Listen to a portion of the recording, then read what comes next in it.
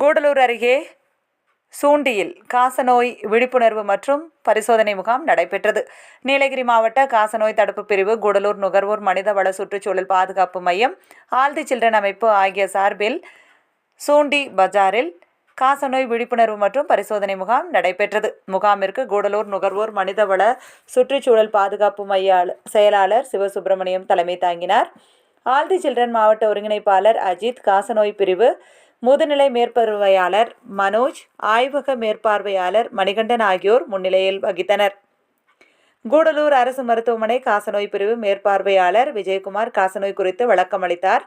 தொடர்ந்து பொதுமக்களுக்கு காசநோய் கண்டறிதலுக்கான எக்ஸ்ரே எடுக்கப்பட்டு சளி மாதிரிகள் சேகரிக்கப்பட்டன. 70க்கும் மேற்பட்ட பொதுமக்கள் பரிசோதனை செய்து கொண்டனர். இவை கூடலூர் அரசு மருத்துவமனை பரிசோதனை கூடத்தில் ஆய்வு மேற்கொண்டு நோய் இருப்பது கண்டறிந்தால் இலவச சிகிச்சை அளிக்கப்படும். நிகழ்ச்சியில் ஓவேலி அரசு ஆரம்ப சுகாதார நிலைய நடுநிலை சுகாதார செவிலியர்கள் சசிகலா, பிந்து, கனகா மற்றும் ஆஷா பணியாளர்கள் திலகா, சுபாஷினி உள்ளிட்ட பலர் கலந்து கொண்டனர்.